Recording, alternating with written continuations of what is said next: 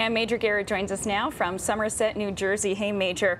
Let's begin where Secretary Mnuchin left off. He said he looks forward to working with China on North Korea sanctions. But what is China saying about all of this?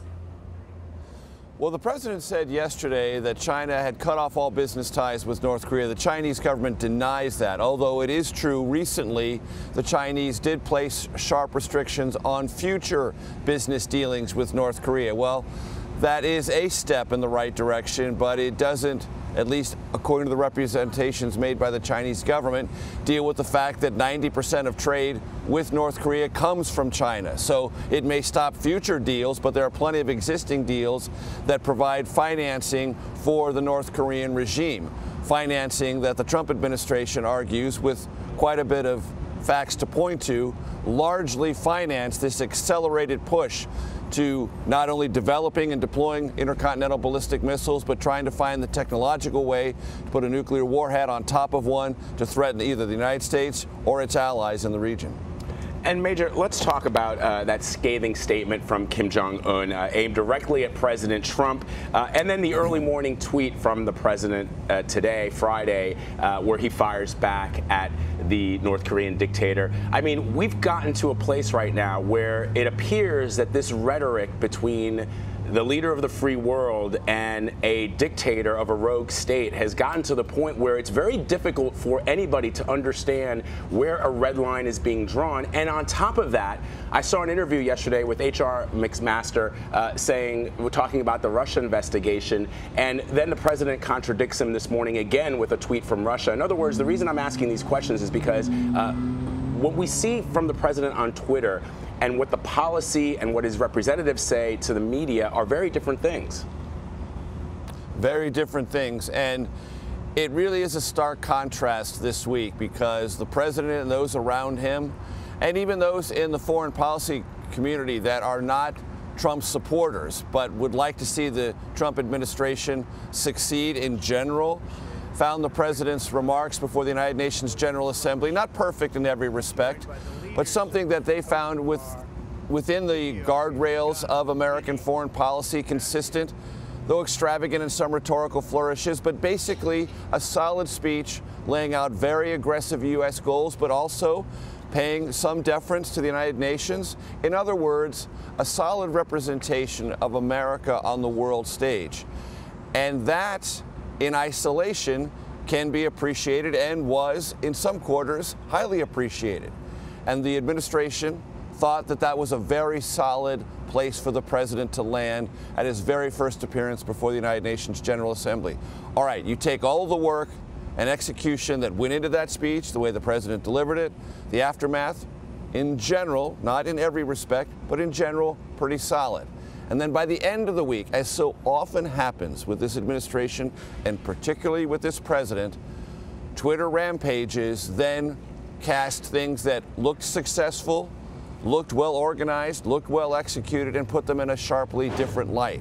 Meaning, how serious is the president about this policy he brought before the United Nations to deal with North Korea, if in fact he's going to essentially lower the United States to the level of a back and forth on Twitter with what he himself has called a reckless criminal regime.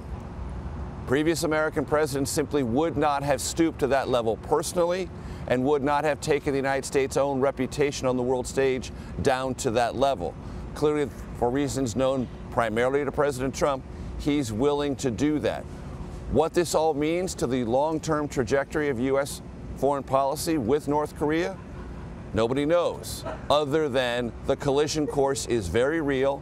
And yet, while that collision course sounds more and more dire and the rhetoric more and more amplified, the administration is still taking steps to prove to the world it is willing to pursue and execute non-military options, meaning economic sanctions. And those announced yesterday, if successful, could move the business contacts and business relationship that countries have, not with North Korea, but with the United States, in a decidedly different direction, and that possibly could yield some positive results.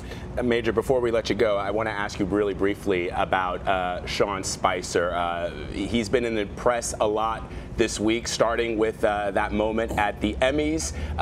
Help us separate fact from what we're hearing from various reports out there about where his futures lie and the impression that he has left on Washington and the rest of the United States? So very quickly, there was reporting yesterday, CBS confirmed and advanced some of it, about notes that Sean Spicer took during the campaign, the Republican National Convention, and while press secretary to President Trump.